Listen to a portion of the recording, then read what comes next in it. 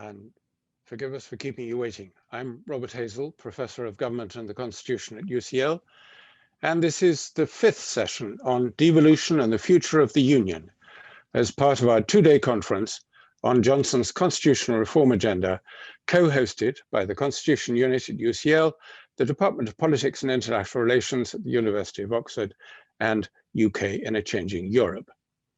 Before I introduce our panel, let me quickly explain how the session will run, and forgive me if this recital is becoming a bit familiar. The whole session, including the Q&A, is being recorded and will be posted online on the websites, YouTube channels, and podcasts for the Constitution Unit and Oxford's Department of Politics and International Relations. We'll let you know when the recording is available, and we hope you might want to share it with others. We'll begin with each of our speakers talking for 5 minutes, followed by a panel discussion of 10 to 20 minutes. We'll then have the remainder of the time for Q&A. If you have a question to put to the panel, please write it in the Q&A function as opposed to the chat. Our Q&A facilitator, my colleague Alan Rennick, will select a broad range of questions and ask the question on your behalf. Now to our topic, devolution and the Union. The COVID crisis has made the public aware, if they weren't before, that we have 4 governments in the UK, able to pursue sometimes very different policies, which can cause friction with each other. Brexit has made the Union look more fragile than it's ever been in my lifetime, giving a boost to support for independence in Scotland, even in Wales, and growing interest in a possible unification referendum in Northern Ireland. We've seen those tensions playing out this week with, for example, the resignation just last night of Edwin Poots, the leader of the DUP. And to discuss these issues, we have 4 distinguished experts from all parts of the UK. So let me now introduce our panel. Our first speaker is Adam Tomkins from Scotland, where he's Professor of Public Law at Glasgow, and until he stood down last month, he was a Conservative member of the Scottish Parliament. Next, from Northern Ireland, we have Katy Hayward, Professor of Political Sociology at Queen's University, Belfast. Then from Wales, Laura McAllister, Professor of Public Policy and the Governance of Wales at Cardiff University. And you might guess from her background, an enthusiastic footballer. And finally from England, John Denham, former Labour MP and Cabinet Minister under Gordon Brown, now Professorial Fellow on English Identity and Politics at Southampton University. They're going to speak in that order. So first, from Scotland, is Adam Tomkins. Adam, welcome back to Academe. The floor is yours. Thank you very much, Robert, and thank you for inviting me to take part in this conference. Let me just offer a few introductory and hopefully provocative remarks about the state of play as I see it in Scotland. Scotland is an evenly divided country. And there are 2 ways of mapping that division. You could say that Scotland is split down the middle on the question of independence, with about half of Scots wanting it and about half of Scots not wanting it. But you could, I think, more accurately say that Scotland is more or less evenly split 3 ways. About 1/3 of the Scottish population wants independence and is very unlikely to change its mind about that anytime soon. About 1/3 of the Scottish population really does not want independence and is equally unlikely to change its mind about that anytime soon.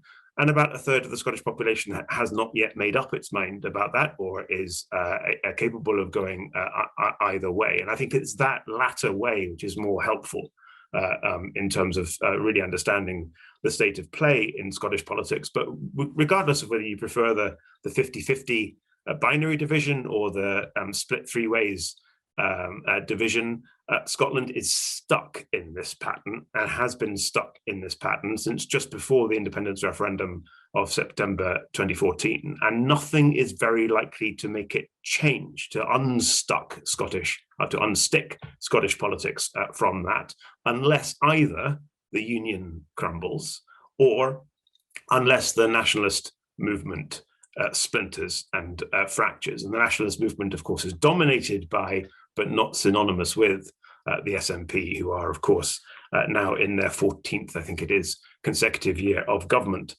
in Scotland. I have come to take the view that Scotland quite likes being a divided country. Scotland quite likes being a country which is perhaps on the cusp of very significant constitutional change, but not yet ready to embrace constitutional change. I'll return to that perhaps in a few moments.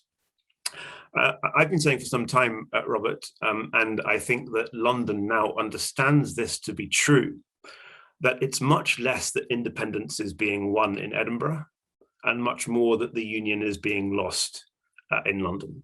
And I think there is now increased, indeed widespread recognition in both Whitehall and Westminster that the reason for the rise in support for Scottish independence has got less to do with the triumphs and successes of Scottish policy in Edinburgh, and has got more to do with neglect, with Brexit, as you said in your introduction, with the handling of the COVID pandemic and the contrast between the way in which the COVID pandemic has been handled by Nicola Sturgeon on the one hand, Boris Johnson on the other, and to do with Boris Johnson himself. I mean, the Prime Minister is peculiarly unpopular in Scotland.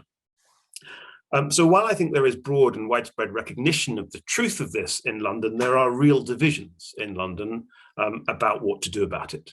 And there are, I think, at the moment, 4 different schools of thought, at least 3 of which sit around the current cabinet table. The first school of thought is to do nothing, ride the wave, carry on regardless. Support for independence will eventually peter out.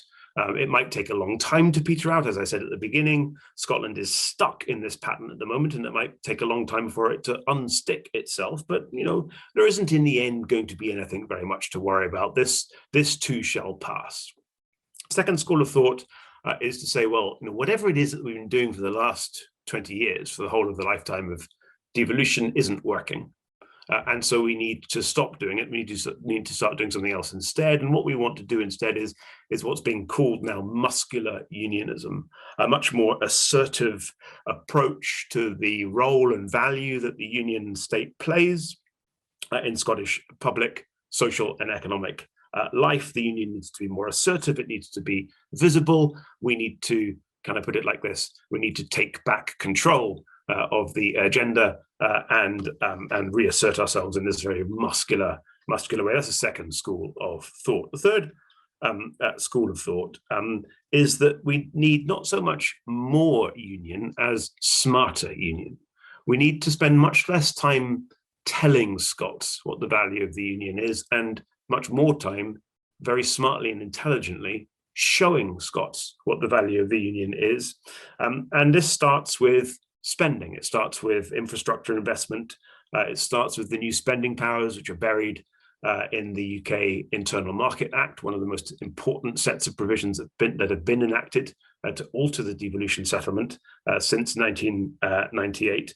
And that, you know, once we have shown Scots what the enduring value or the added value of the union is, then we can start talking about it. Then we can build a narrative. Then we can start talking about it. Then we can start telling them too, but show first and tell later. And all 3 of those views are being represented, I think, at the moment at the top of the UK government. And there's a 4th view, which is associated much more with Labour Party voices than it is with Conservative voices, and that is to go back to arguments that were run for the first time in 2011, 2012, Robert, that the answer to independence is Devo Max, or full fiscal autonomy, or much more devolution than we've had hitherto, or sometimes even called federalism.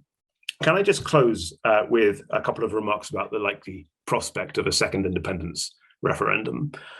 There isn't going to be a second independence referendum anytime soon, but there probably is going to have to be a second independence referendum eventually. Nobody knows exactly when, but the overwhelming majority of Scots, focus group after focus group after focus group, will tell you exactly the same thing. The overwhelming majority of Scots want the prospect of a second independence referendum on the horizon, but no closer than that, thank you very much. They don't want to be told, as the Secretary of State for Scotland, Alistair Jack, once said, that once in a generation means you can't have another independence referendum for 40 or 50 years. But equally, and I mean this, equally, they don't want to be told by nationalist supporters that an independence referendum will happen in the second half of this year or even in the early part of next year. For the vast majority of Scots, the key priority is the same as it is everywhere in these islands, which is to recover from the COVID pandemic and not to be distracted by yet more constitutional division. So, and I think that message has been understood loud and clear by the SNP in an election campaign in April that was dominated by ideas of independence. It is notable, Robert, that the Scottish government have said absolutely nothing about independence since that election. And to the extent that there is any noise about independence in the Scottish media at the moment, it is coming from unionist commentators and not from nationalist commentators. The nationalists are not pushing ahead quickly with plans for a second independence referendum because they know, to use the phrase that Theresa May coined a few years ago, that now really isn't the time. Now isn't the time because Scots want the prospect of it on the horizon, but no closer than that. Thanks very much. So I'll leave it there. Thanks, Adam. A flying start. You're pithy and pungent, as always. And our next speaker from Belfast is Katy Hayward. Thank you very much, Robert, and hello, everybody. It's a great pleasure to be on this panel this morning. So given the last 24 hours that we've had in Northern Ireland, you'll forgive me if I won't make any great predictions about the future of this place or about devolution, although I look forward to the conversation to come. But instead, in my opening remarks, I just hope to sort of explain a wee bit as to why the situation does feel as precarious as it is at the moment. And if we're talking about devolution in Northern Ireland, of course, immediately we're talking about it in the context of the Good Friday Belfast Agreement and those three strands. And we can't understand the situation here in Northern Ireland without considering what's happening across those three strands. So that is within Northern Ireland, North South on the island of Ireland, and of course the British-Irish relationship, which we must never lose sight of. The developments that we saw in those three strands were made possible by membership of the European Union, and they were put under enormous strain by the anticipation of Brexit and now, of course, the working out of Brexit, in that the British-Irish relationship has fundamentally changed. And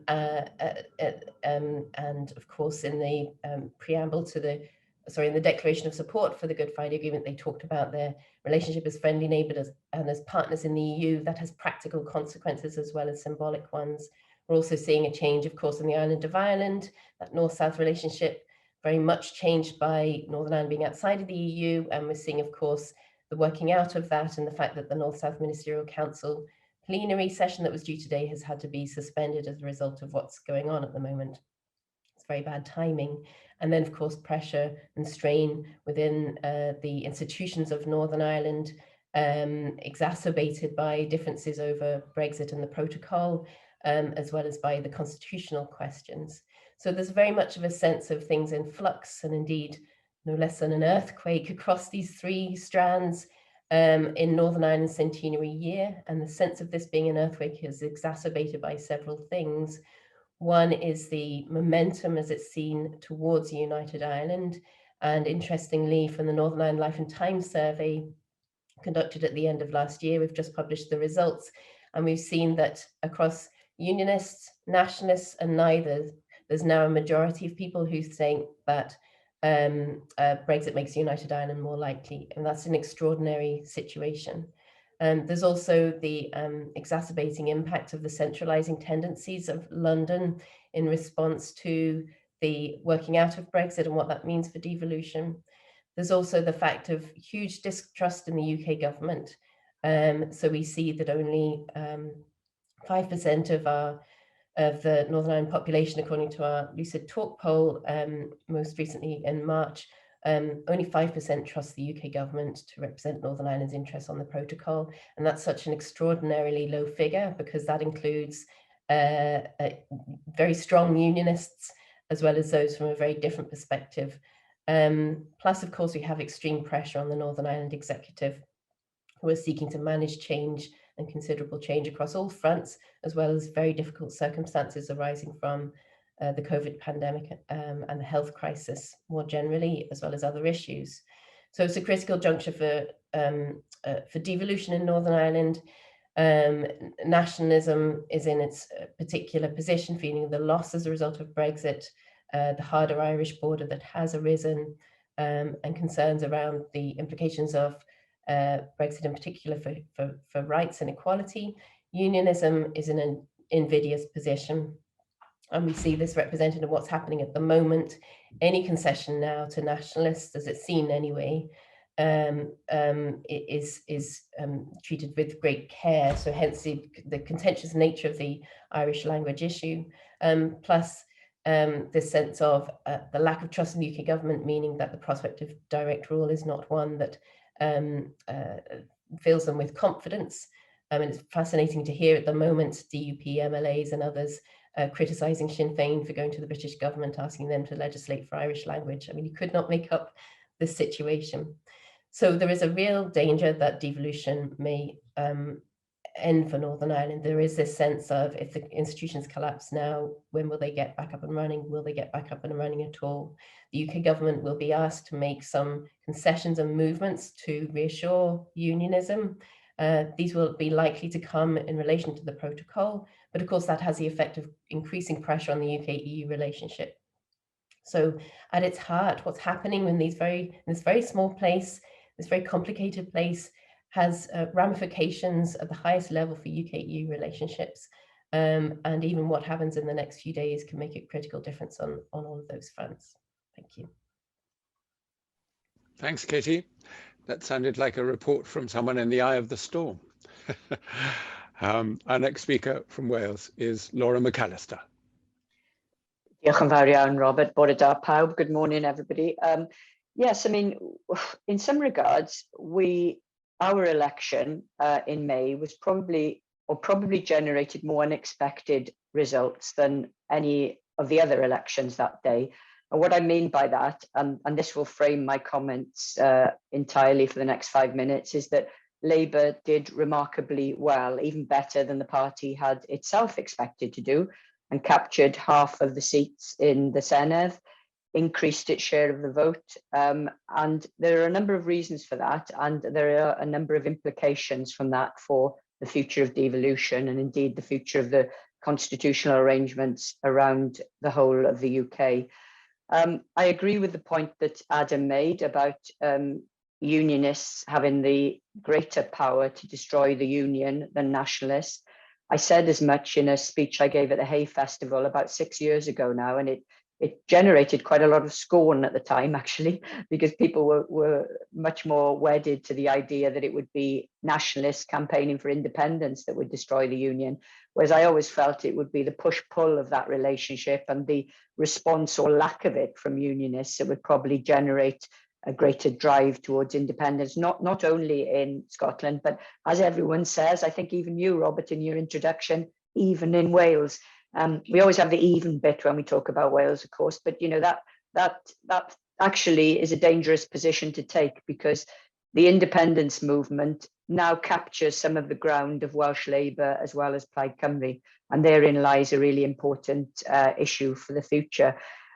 The reason Welsh Labour did so well, by the way, and I think this was clear to all of us after the election rather than before, were a couple of factors. I mean, clearly competence over COVID, reassurance, the likability of the First Minister and his new profile registered extremely well. In the new Welsh election survey research, the data that's coming out from that shows that Mark Drakeford and his recognition and profile was an enormous asset to Welsh Labour. No great surprises there, of course, after a year of featuring almost daily on our television screens. But more importantly, it was about values and identity. And this is where I think this has a real resonance for the debate about the future of the union. Welsh identifying voters overwhelmingly supported Welsh Labour, even interestingly, those who might have traditionally supported Plaid Cymru. So instead of seeing the usual transfer of votes from Westminster elections, normal Labour voters in Westminster elections transfer into Plaid Cymru in the Senedd elections, we saw a much greater slowing down of that process, with Labour actually picking up votes from across the piece, even from Conservatives and former UKIP voters in the previous Senedd elections. So we have competence, we have COVID, of course, but also the Constitution. I think the Constitution featured in a much more nuanced and subtle way in Wales than it did in Scotland, for sure, as you would expect, given the SNP. were the incumbent party in Scotland. But make no mistake, Labour moved into the constitutional terrain and spoke actively and positively about change. I mean, you know, we saw in the run-up to the election a number of publications, mainly by former or current Labour luminaries, including, interestingly, by the now Minister for the Constitution, McAllister, an Attorney General. It was framed by a concept of radical federalism. If you look at the documents that came out, really important one called We the People, which it's in the name. It was all about popular sovereignty and a different approach to generating a constitutional model for the whole of the UK. The reason this is significant is that now, of course, Labour has an enormous mandate. It is emboldened on the constitution. And not only was it prepared to head up to Plaid Cymru in those elections over independence versus other solutions to what it regards as a broken union, it's now moved straight away with its programme for government to include, depending on the wording you use, a national civic conversation about our constitutional future. It's termed as an independent standing commission. We don't know much more than that at the moment, but if you look at the We the People documents, there are quite explicit terms of reference and detail about how that conversation might work. Given Labour now has an overwhelming mandate to pursue it, we can expect movement on that fairly quickly. The identity politics in Wales is really significant, not just because Welsh identifiers are supporting Labour and then Plaid Cymru, but it's also creating a state of mind about change. And I think that's really important in terms of what comes next. The other reason that it's significant is that amongst younger voters, we're seeing much higher levels of support for independence and less so for Devo Max or federalism, but that's probably because that middle ground hasn't been explored very explicitly. Align that with much heavier levels of support for independence amongst Welsh Labour supporters, and you can see why this debate is likely to be quite edgy and punchy over the next year or so.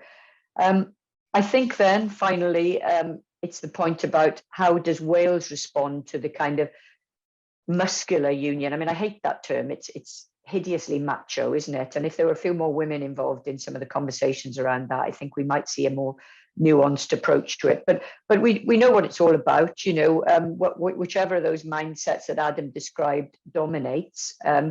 Nevertheless, it's about effectively neutralizing, assimilating some of the pressure for greater powers and a move towards independence, not only in Wales, but also implications for Northern Ireland, for Scotland, but implications for Northern Ireland and Wales too. I think that's a hugely dangerous strategy for Wales, and most interestingly for us will be how the Welsh Conservatives respond to that. In the run-up to the election and during the election, they were very happy to tag on to some of that strategy. I suspect, given the election didn't quite deliver what they were hoping for in Wales, there'll now be some pushback, especially amongst younger Conservative MSs who've been elected, to think about a slightly more strategic and intellectual case for how the future of Wales looks constitutionally. And I think that's a really good thing. I think if we can make more sophisticated the Conservative approach, I suspect the debate will move on to a more mature terrain. And I think that's in everybody's interest, whatever the outcome. Thank you, Laura. And finally, our last speaker, speaking to us, I think, from Southampton, is John Denham, who's going to talk about England. John, over to you. Thank you.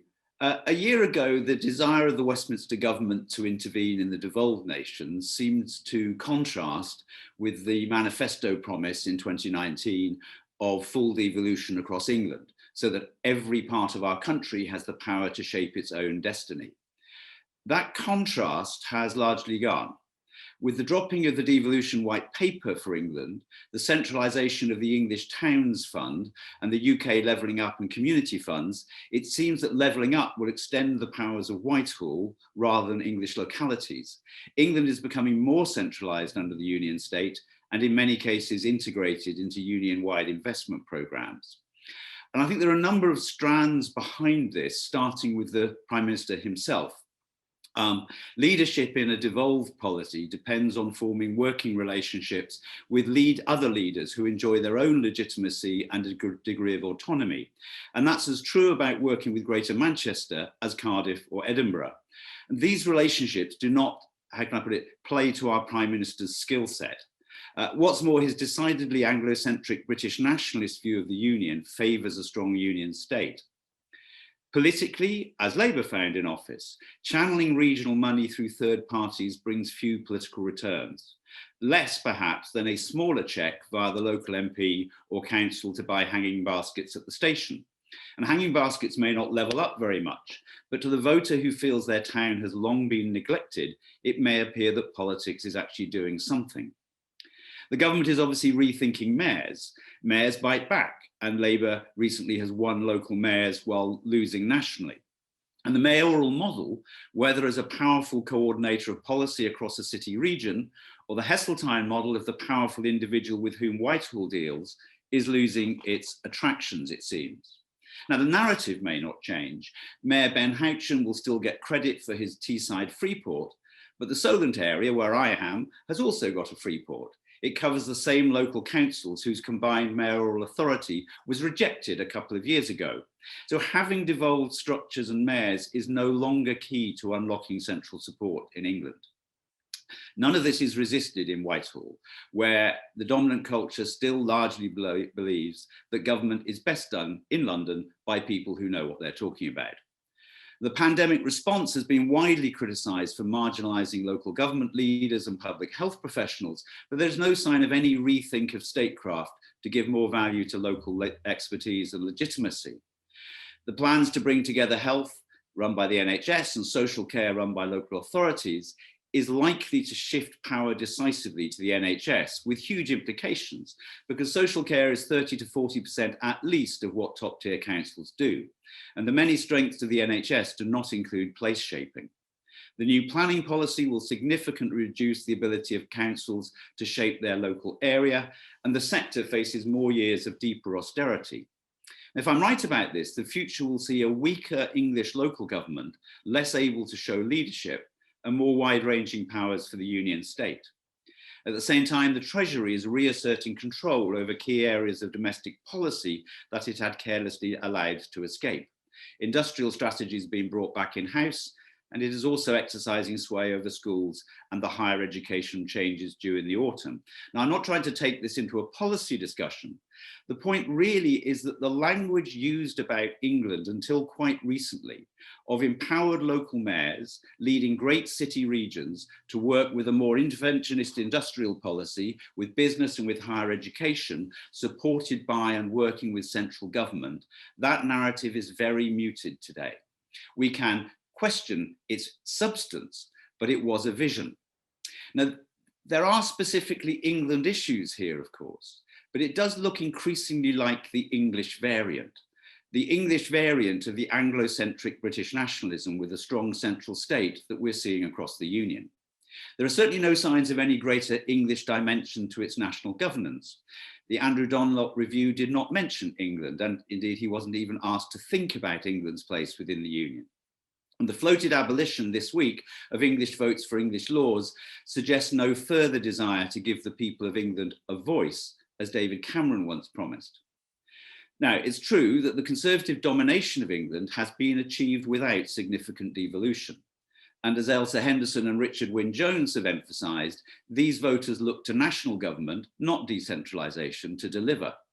And Anglo-centric British nationalism has appealed particularly to the more English than British voters that Johnson has won in the last few years very decisively. On the other hand, last night's by-election might just indicate both some resistance to imposed planning and transport changes by central government, and that British nationalism has less appeal amongst those parts of the Conservative base. But aware of the perils of instant punditry, it might turn out not to mean any of those things at all. We will have to see. And in the longer term, perhaps, the bigger question is whether the centralised union state can deliver levelling up to English regions when it has always failed to tackle regional inequalities before. Thank you, Robert. Thank you, John. We're now going to have a panel discussion of 20 minutes or so, and I see a few questions trickling in through the Q&A, but let me say again to the audience, this is your chance to feed in your questions to the panel, because we'll come to you very shortly. But to begin with, I want to ask the panel 2 or 3 things. First, I think COVID, you all mentioned the COVID crisis briefly in your introductory remarks. But tell us a bit more about whether, first of all, tell us how the devolved government in your part of the UK handled the COVID crisis, and whether it has come out of that looking good, as it were. But second, I sense from everything John said and from some of the other things that COVID on the whole has been a centralizing force, perhaps understandably. So tell us what you think the lasting legacy of the COVID crisis will be when, we hope it must be when rather than if, we come out of it and return to some kind of normality. Let me go round initially in the order in which you first spoke, starting with Adam. I don't know the answer to the second part of your question, Robert. I'm going to cite Lenin's famous cliche about the French Revolution is too soon to tell. In terms of lasting legacy, it may very well be that there isn't a lasting legacy at all in terms of constitutional design or politics. I think there'll be a lasting legacy in terms of the way in which we construct our lives, and homework balances and all of those sorts of things. But I don't know if I don't think we should assume that there will be a lasting legacy of the handling of COVID for politics and the constitution. Forgive me for butting in. Just talk about intergovernmental relations, which have been quite scratchy at times during the COVID crisis. What do you think the impact on that is going to be? I don't think there necessarily will be one. I mean, intergovernmental relations were scratchy before COVID. They were very difficult and very challenging in the years between the EU referendum and exit day. And I think that you know, I don't think we should necessarily assume that there will be an impact on law, politics, or constitution of COVID. I would challenge that assumption in terms of the way in which it's been handled. The substance of what the Scottish government has done with regard to COVID has been broadly identical to the substance of what the UK government has done with regard to COVID. But it's done it slightly more slowly, slightly more cautiously, but with supremely superior comms. So the difference of perception between the handling of COVID by Boris Johnson and the handling of COVID by Nicola Sturgeon is vast, but the difference of what they've actually done on the ground is minimal. So, for example, we have exactly the same tragedy unfolding in care homes in Scotland that we have seen elsewhere in the United Kingdom, perhaps even more so, actually, because there was a rush in Scotland, even more so than south of the border, to empty the hospitals in March last year, and people were transferred in large numbers from hospitals to care homes, and we know the tragic consequences of that. But the difference between the Prime Minister's chaotic comms and the First Minister's very controlled comms comes from something which is deep within their political psyches. Nicola Sturgeon is an authoritarian. She believes in command and control. She's a nationalist. She believes in centralising power within Scotland. She absolutely does not believe in devolution within Scotland. And she has enjoyed telling Scots what they can and cannot do for the last 15 months. It suits her. It's her style of government. Boris Johnson has hated it. He's plainly hated it. He's a much more liberal character than that. He does not believe that it is the job of government to tell people how to run their lives. He believes that it's the job of government to get out of the way and to allow individuals exercising freedom and responsibility to make decisions about themselves and how they should exercise their lives. And that is not very good. I mean, that's my politics too, right? I mean, I'm a centre-right liberal. That's what I am. But it's not a very effective way of running government in a time of emergency, as we have seen. When you scare the population, it turns out that what the population wants is not freedom, but to be told firmly what to do and what not to do, which is why the optics of this have been so successful for Sturgeon and so disastrous for Johnson. Thank you. Katy next.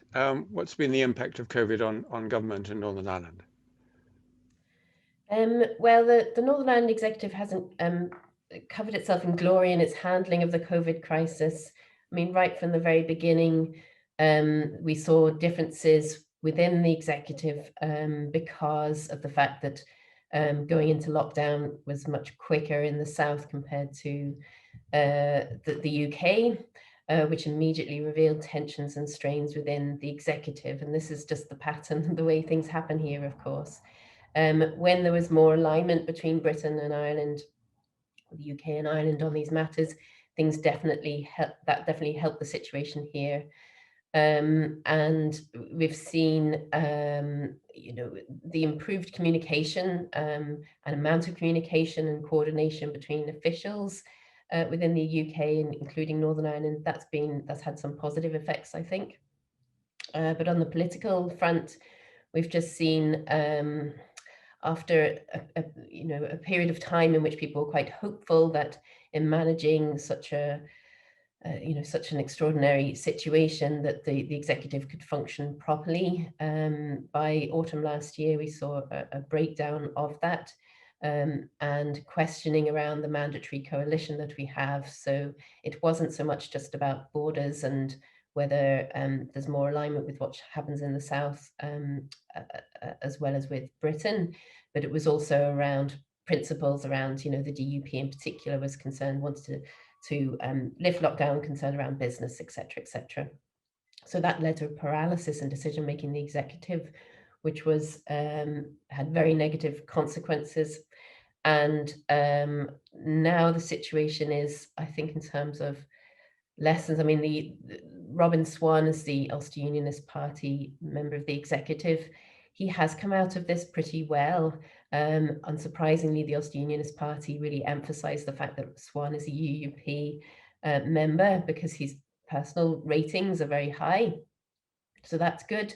And there is a hope that his ambitious plans to reform the health service, which is in a really, really bad way here, that may have some momentum because of his personal standing. That's, however, not enough to sustain an Executive. And I think more broadly, the legacy of all of this has revealed quite how ill-equipped the UK and Ireland are to manage the common travel area, for example, and the very practical issues that arise with respect to borders and what happens in movement across between these two islands. Just fundamentally, there's a need for much more close communication between the two governments on this front at the national level, and then of course the devolved regions and nations, and that's been shown to be wanting throughout this past couple of years. Thank you. Now I see the questions are ticking up nicely. Keep them coming in. Laura next. I think you said Mark Graveford had a good COVID, as it were. There may not be very much to add, but tell us quickly about Wales. Yeah, there is a bit to add. I think you've got to understand the context of devolution and awareness amongst the public of devolution to understand how this has transformed the visibility and the recognition, certainly, of not only the First Minister, Mark Drakeford, but also of the Welsh Government and indeed of devolution itself. We were starting from a pretty low base. The former First Minister could only be recognised by possibly 2 in 10 of the Welsh electorate. And in our recent polling, we can see that Mark Drakeford has a greater visibility, a greater awareness amongst electors than Keir Starmer does. So that tells you where things have changed during the course of the last 12 months. And that's been significant because not only has his visibility and public awareness been elevated, but also approval ratings for his actions. So in all of the longitudinal polling during COVID, Mark Drakeford was rating in the high 60s for approval ratings. almost double the ratings of the UK Prime Minister. So that gives you a kind of take on how positive that transpired for Welsh Labour. Some points very similar to Scotland, clearly. The comms have been a million times better in Wales, much calmer, much more reassuring, much more structured and organising, which is clearly what people want during a pandemic or a public health crisis. And then the implications of that are quite significant, because it's certainly emboldened or given confidence to the Welsh Government in terms of their ability to act differently. Although interestingly, as Adam said, the Welsh Government's actions have been very broadly the same as the Scottish and the, in this case, English government actions on COVID. There really hasn't been a great deal of difference, a little bit slower paced, a little bit less emphasis on the business implications of decisions, a bit more emphasis on the public health and public safety angle, but comms have been everything rather than substance. I think the implications that are most important are that this has really boosted the confidence of Welsh Labour to act independently, not only on the COVID crisis, but on other areas as well. The other area I would bring in is, and I think this is different to the SNP government in Edinburgh, is that Welsh Labour are much more relaxed about not stopping the devolution train at Cardiff station, helped, of course, by the fact that lots of the 22 Welsh local authorities are run by Labour. Therefore, the effort has been much more decentralised. If you take the vaccine programme, one of the reasons why the Welsh vaccine programme has probably been the most successful across the UK has been the alignment of local government interventions with Welsh national government interventions, and all credit, I think, to Welsh Government for facilitating that. It certainly aided and speeded up some of the vaccine rollout. So I think for us, COVID has been hugely significant politically as well, perhaps more so than anywhere else in the UK. Thank you. And John, in England, the centralisation that you described, do you think COVID's been the main driver of that? Or do you think the government might have been centralising even without COVID? You're on mute. I'm sorry. I think the government's instincts to move towards centralising would have been there anyway. I think that probably the standoff with Andy Burnham and Greater Manchester in the autumn, when the Northwest was expected to lock down with far less financial support than was then extended to London, when the lockdown was extended to London. Those sorts of issues, I think the central government found very difficult to handle. I think they regarded it as sort of impertinent for somebody like Andy Burnham to speak for his region, even though Andy usually had the support of all of the Conservative council leaders that are also within Greater Manchester. So I think that sort of thing strengthened the view in central government that this is really quite, we don't get anything out of this relationship. So it's a very, very different view of the relationship with Greater Manchester that George Osborne talked when he was talking about the Northern Powerhouse. So I think it strengthened people's initial responses. Just in terms of what might be the impact of COVID, I mean, I think two things really. One is there was a very useful education at the beginning of the process for much of the London media, and indeed I think some ministers, that English policy was not the same as Wales and Scotland. The first few weeks of COVID, there was sort of bewilderment in the national media that Wales and Scotland and Northern Ireland could do things differently, and even more that they did do things differently. So there's a lasting legacy, I think, of people understanding that the politics of the UK is a bit more complicated than the politics of England. But beyond that, and the striking thing really is you can make a pretty good case that a whole series of decisions taken by the government have been disastrous. And probably the more culpable ones were the decisions taken from August and September onwards, because the earlier phases, probably the advice was conflicting and difficult. The failure of test, track and trace, the failure to support people who need financial support to isolate and so on, which of course affects people, I think, across the union. These are pretty damning failures. But the reality is that Boris Johnson has not really suffered from this at all. And that, I think, in part is that it's very hard to think of anything that the opposition has tried to make a dividing line with the government about the handling of the pandemic. There are lots of things that have been said by the opposition, but if you tried to come up with a 1 or 2 sentence summary of their critique, I think that you would struggle. And so the general political response has been, yes, it hasn't been done well. Yes, terrible mistakes have been made, but actually nobody else would have done any better. And the success of the vaccination program means that something has really, really worked. Now, the fact the vaccine program was delivered actually by the NHS and not by Deloitte or Serco or the other people who were put in charge of test, track and trace, is passed by. But at the moment, I don't think it has got a deep impact on politics. A much bigger question is now what form the recovery takes, who benefits and who loses, and whether people who feel that they should be getting a fairer share actually get that or not. I think that's going to be much more of an impact than COVID itself. Thank you, all of you. We've got lots of questions coming in. I see there are a dozen now in the Q&A. So let's go to Alan Rennick. And we'll try and fit in 2 or 3 rounds in the remaining time. Alan, can you give us the first round? I certainly can, thank you. So a number of big questions to start off with. Andrew Kennan, former senior parliamentary official, asks a big general question. There seems to be an unspoken assumption that Scottish independence would be a bad thing for the rest of the UK. The question came in shortly after Adam finished speaking.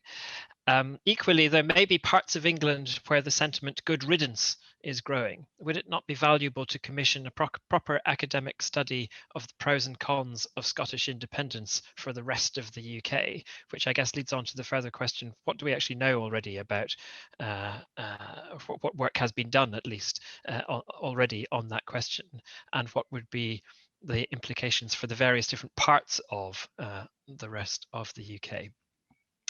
Then we've had a number of questions asking about the possible abolition of English votes for English laws. So let me just read one of those, which is from Graham Cowie from the House of Commons Library, who asks, should we welcome the recently trailed proposals to abolish English votes for English laws? Would it be good for the Union in that it removes a Celtic grievance, or will it agitate English nationalist sentiment? Does it indicate that this Conservative government has a more unitary state rather than union state attitude towards identity and the Union?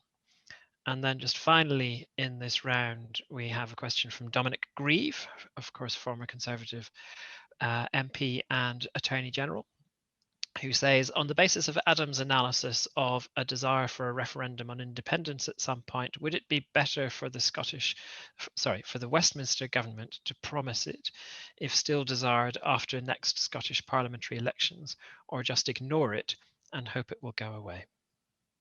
Very good. Thank you, Alan. Let's go first, if we may, to John Denham. And John, tell us about the consequences of Scottish independence, if it were to happen, for England.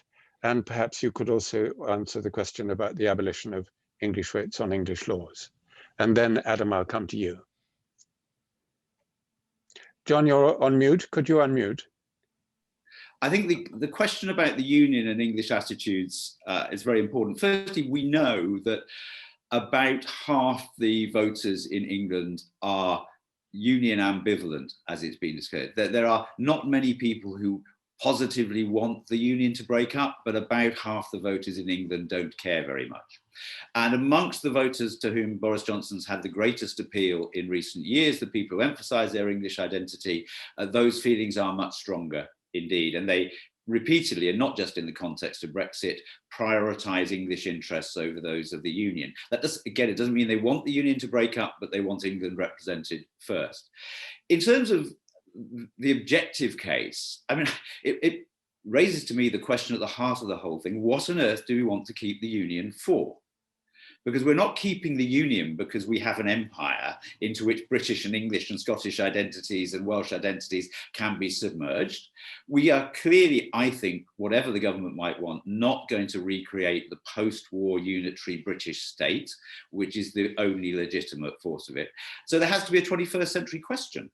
And the whole thing that's missing from the debate about the union, I mean, yes, you can talk about family ties, shared histories, and all the end of it. If there isn't a reason to belong together in the 21st century, we shouldn't have it.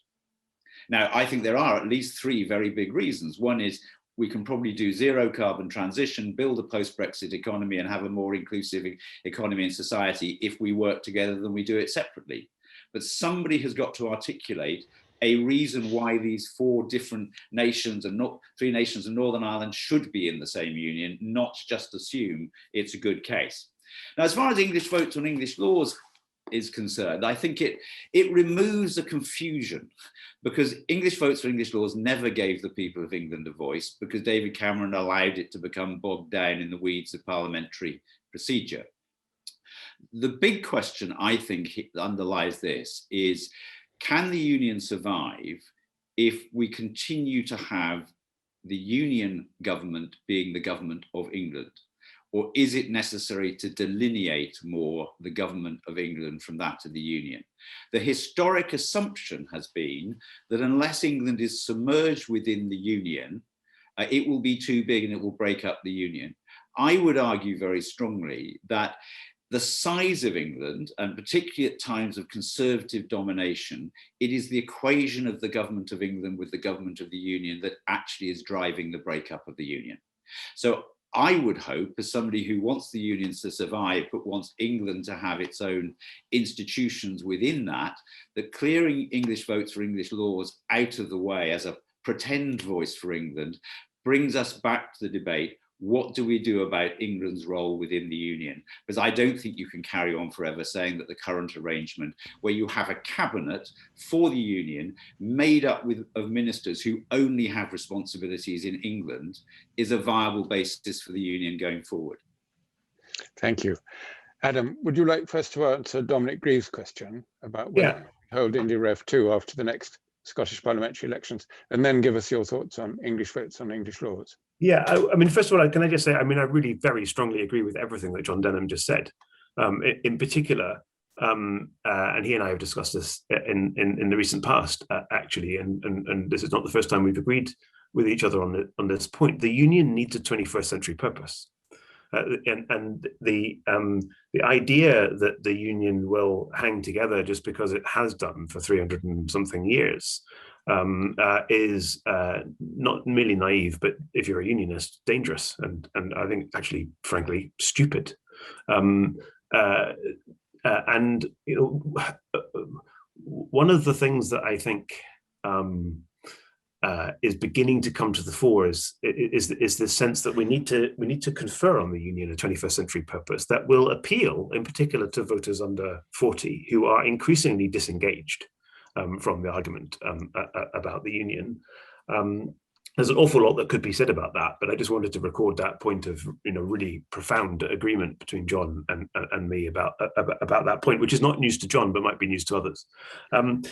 In terms of the three questions that have been put, you asked me to respond to Dominic Greaves' question first. I think that this is going to look very different. The run-up to any second independence referendum is going to look very different from the run-up to the 2014 independence referendum. In 2014, in the run-up to 2014, both sides, both governments, strenuously sought to keep the issue away from the courts and to agree between them in what became known as the Edinburgh Agreement, the ground rules for the running of the 2014 independence referendum. I think there is zero prospect of there being a second Edinburgh Agreement.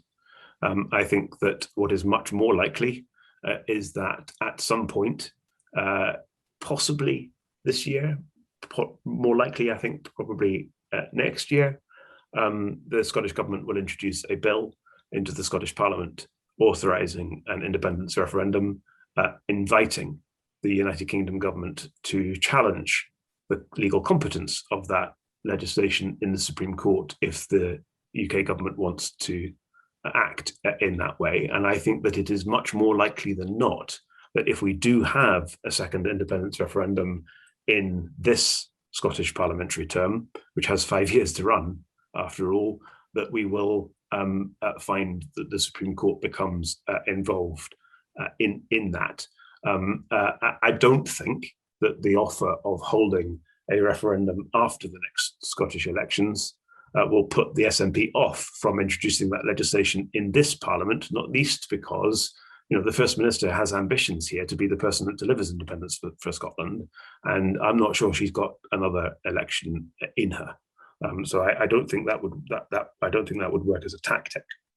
On Andrew Kennan's question about whether Scottish independence is a bad thing for the United Kingdom, there is of course a big difference between whether Scottish independence is a bad thing for England and a question about whether it's a bad thing for the United Kingdom. It's a catastrophic thing for the United Kingdom. I mean, to lose 10% of your population, to lose a third of your landmass, to lose 2/3 of your coastline, to lose all of the NATO defences of the High North, which are located in the north of Scotland, to say nothing of the only place on these islands where we can have a nuclear deterrent housed, which is in Fastlane, where it is at the moment, would be catastrophic for the United Kingdom. There's no question about that. There is some learned writing about it. In the run-up to the 2014 independence referendum, there was a series of, I think, 15 Scotland analysis papers published by the civil service, drawn up and published by the civil service, which included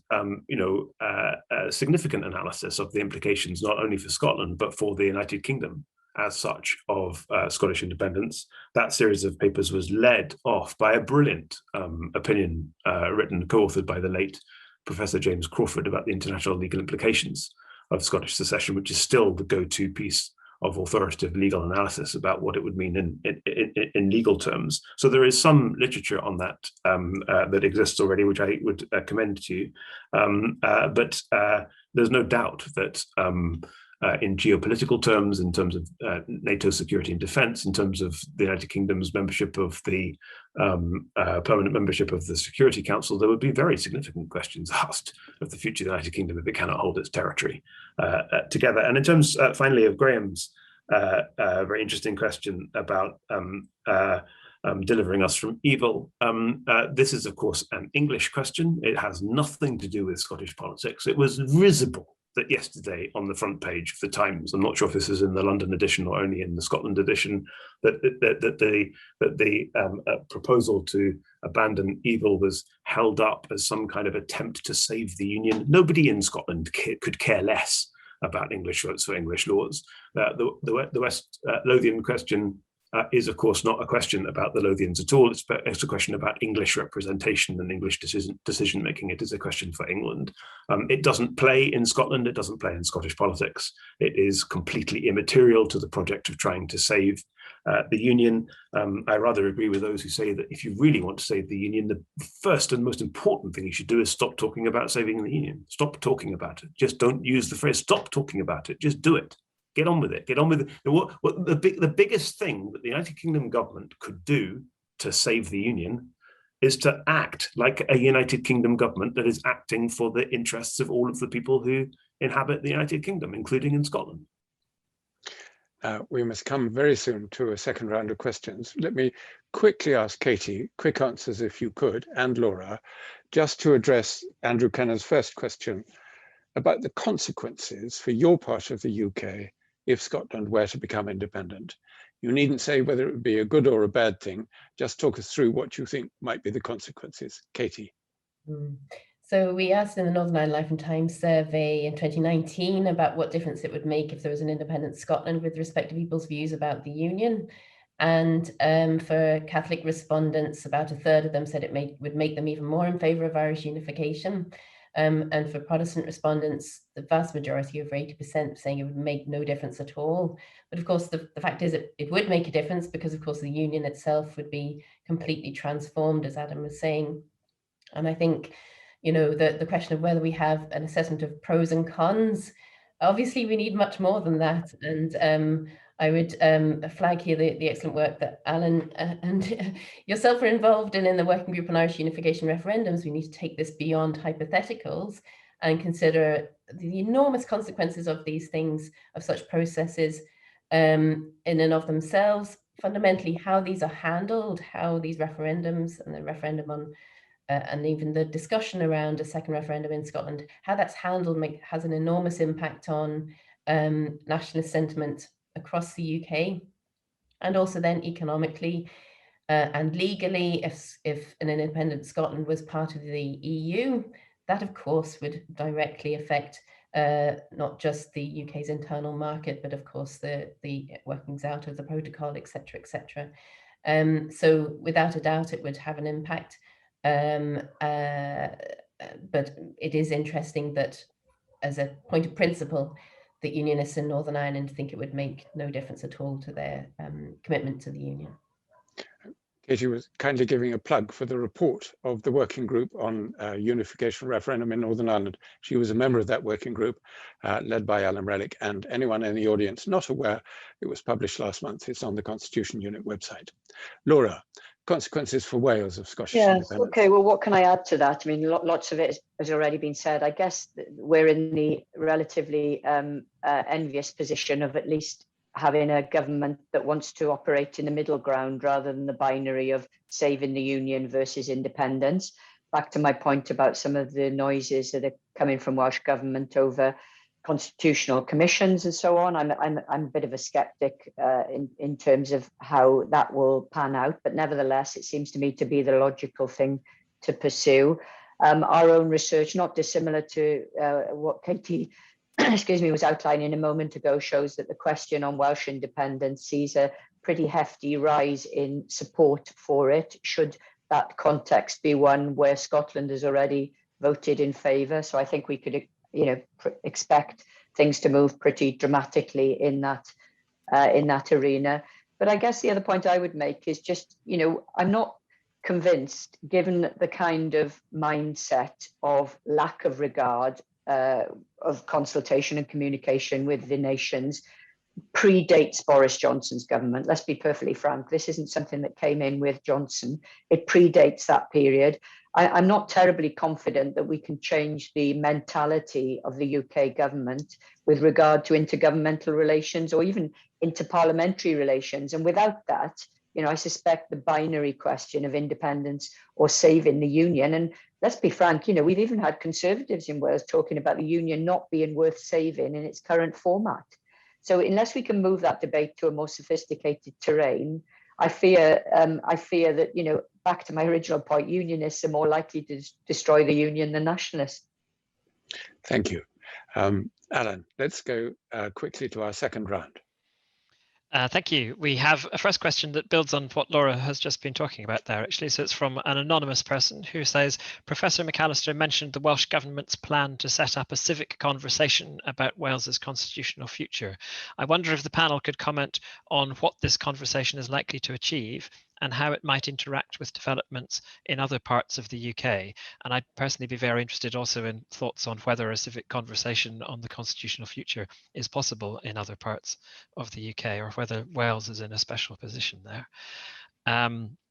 Then a question that is also from an anonymous person, which kind of parallels the question that we had in the first set from Andrew Kennan, but this time in relation to Northern Ireland.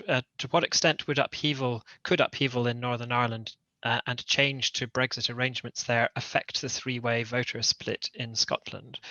And again, I think there's a broader question there about the impact of what happens in Northern Ireland on the rest of the UK. And then a question from Paul Evans, formerly of Parliament.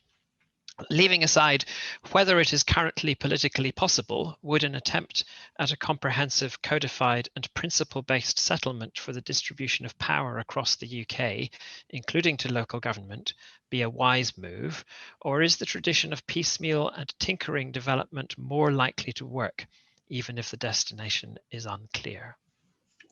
Very good. Let me come first to Katy. The question about the upheaval in Northern Ireland with a reference to the three-way split in Scotland, but I think there's a three-way split in Northern Ireland too, which you might like to tell us a little bit more about from your latest survey work. And then I'll come to Adam and ask him about civic conversations, because I think you've had one in Scotland initiated by the SNP. Tell us about the fate of that. Katy, you go first. So this is surprisingly slightly controversial topic at the moment with respect to Northern Ireland and polling and survey data on public opinion. And of course, there's a lot of interest in this because of the growing speculation about whether a majority exists for Irish unification. But regardless of the method used, it seems as if there's a more or less a 1 in 2, sort of just around 50% of people in Northern Ireland still want Northern Ireland to be part of the UK. Whether that's a firm basis for the union going forward is obviously a live question. But then when you ask people in terms of their identities, the pattern is rather different, and we do see a majority of people in Northern Ireland saying that they're neither unionist nor nationalist, and those neithers come from different backgrounds. The assumption has been in the past that they are sort of soft unionists, but maybe too they're open to making those kind of assessments as to the benefits or otherwise of the union. Interestingly, in the Northern Ireland Life and Times survey from this past year, we were also asking people what they value in the UK, regardless of their point of view. And 97% of people say that they value the NHS. And this is regardless of the fact that we have a terrible situation in the NHS at the moment here with waiting lists, etc. But people across the board, 97% saying that that's what they value. And also, interestingly, 9 out of 10 saying they value being part of the UK economy, and unsurprisingly, perhaps the GB subvention to the line economy. So you see there a sort of pragmatism, which of course is probably not surprising, but it is often overlooked in these matters. And just to sort of roll that forward then, when we think about the huge decisions that the UK government has to make with respect to its relations with the various parts of the UK union, I think there is a concern that oftentimes those decisions, as has been worked out over the past couple of years with respect to Northern Ireland, is almost as if you can carve it off into a very particular place. And I think what we're seeing is that actually that's not quite true, even though it is a small place with a small population and very small part of the UK economy. Actually, what happens here does have ramifications, not least in the symbolism of what the UK government is prepared to do with respect to holding the union together, including with respect to the UK internal market, and what it isn't prepared to do when it conceptualizes its own understanding of sovereignty, i.e. sovereignty for Britain, or indeed for England. And this is why this whole Brexit protocol debate actually is not just about Northern Ireland. It really comes down to the priorities of the UK government and what it envisages the post-Brexit union looking like. Thank you, Katy.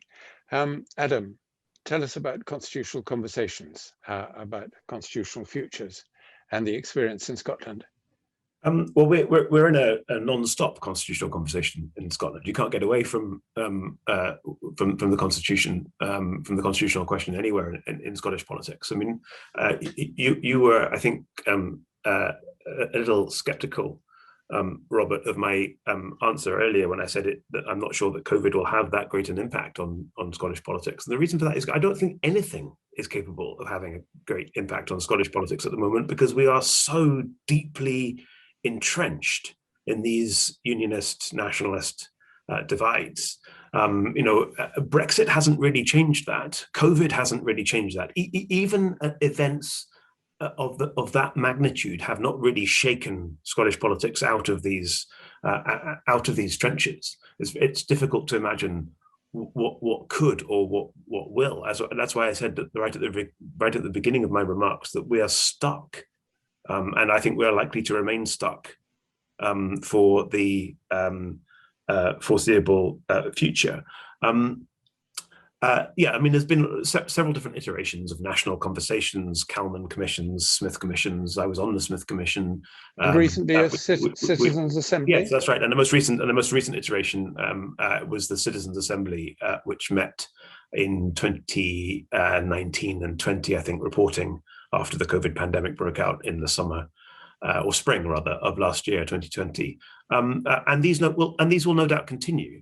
They're conversations without end. They're conversations without conclusion. They don't deliver anything very much other than to perpetuate this sense that these are the trenches in which we find ourselves. I think that I mean I struck a note of agreement with John in my last set of remarks. I want to strike a note of equally strong agreement with something that Laura recently said, which is that I think the union is under much greater threat. I mean, much greater threat from unionists than it is from nationalists at the moment. I mean, I have always sort of thought that one way or another the union would probably survive the threat of Scottish nationalists. I don't think it will survive the threat of English nationalists. And the very worst weapon you could possibly pick up to fight Scottish nationalism, if that's what you want to do, is English nationalism. I know I say this on a day when Scotland are about to play England at Wembley in a football match, but the very worst weapon you could pick up to fight Scottish nationalism, if you want to preserve the union, as English nationalism. And that's what unionists increasingly are doing. That's what muscular unionism is. Muscular unionism is a vision of the future of the United Kingdom that doesn't understand that we are a union state and doesn't understand the difference between England and Britain. And if that's where you go, you will break the country up. Adam, we must begin to draw this to a close. Just before we leave you, and I'm going to ask the same question of Laura and of John, it was Paul Evans' question. Do we now need a codified settlement rather than further piecemeal approaches?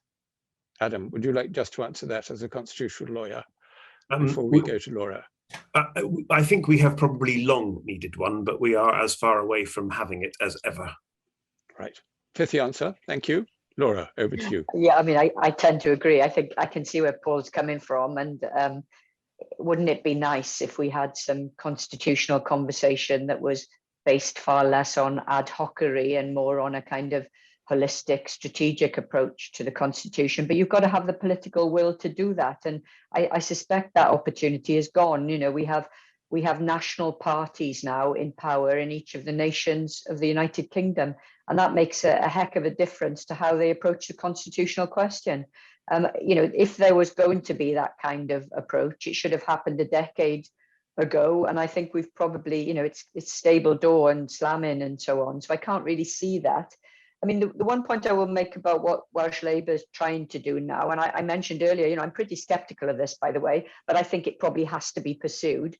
The problem they've got is there probably will be a good conversation about the Constitution in Wales, because interestingly, the kind of split between having UKIP members of the Senate, by the way, has been a help in a weird kind of way, because it's polarised the constitutional debate and has certainly given a boost to Yes Cymru and independence. And now that those Senate members have been binned, it means the debate is on a more mature footing. So in a strange kind of way, it's helped. But the problem, of course, is that whatever Labour comes out with in its constitutional convention, it requires a Labour government at UK level to be able to enact any of it. And that looks like quite a long way away. My final point, Robert, if I may, is what Labour can also do to internally recast the Welsh constitution. I think this is equally significant, because Alan will know this, because he was a member of our expert panel that looked at this. I'm almost certain that we will see an enlarged Senedd, an increase in the number of the Senedd members in this term. And we'll almost certainly see a change to a much better electoral system in terms of proportionality, probably STV. We've already got votes at 16 in Scotland and Wales. And what you're seeing there, I think, is a recasting of our own constitutions to give them more credibility and more independence. That could be vital in terms of what happens in England in the future. So I think you've got to look at those developments in parallel. Thank you, Laura. John, you have the last word, a very brief one, if you would, just to tell us your views on a codified settlement and perhaps the need for a constitutional conversation in England. Well, in 1 minute, if you can. There needs to be. If we take Adam's starting point, that part of the problem for the union is the equation of English interests with an Anglo-centric British nationalism, a very English view of the union, then you have to find a different place for England within the union, where it is the separation between English interests and those of the union is clear. That requires a conversation about how best to do that, which we haven't had. We know that for 20 years, a majority of the people in England have wanted English votes to be made entirely by English MPs, not a bureaucratic parliamentary procedure, but a real national democracy. My quibble with Paul Evans' framing is he says there's a choice between a codified constitution and small changes without knowing where they lead. I think I'm in favor of what I call strategic incrementalism, which is the idea you have a broad idea of where you get to, but you make changes, each of which is no more than a step along the way where you can see what its impact was. Labour's mistake in the late 90s was to think you could do devolution and nothing else would ever need to happen as a result. It had no end game. I think we can make changes for the future, step by step, but which leads to a more logical relationship. And I think some of the ideas coming out of the Welsh Labour Party actually have attractions for those of us in England as well. Thank you, John. Please forgive us for overrunning slightly. Thank you, the audience, for all your questions. And I'm really sorry for those questions that we couldn't reach. If you want to stay for the final session, there's no need to leave and rejoin. Just stay on the line during the coffee break, which will now follow, and we'll resume for our final session, chaired by our Oxford co-host, Petra Schleiter, at 12 noon. So we hope to see you all again shortly. But in the meantime, many thanks to Adam, to Katy, to Laura, to John. Thank you, all of you, for an excellent discussion. Many thanks. Bye-bye.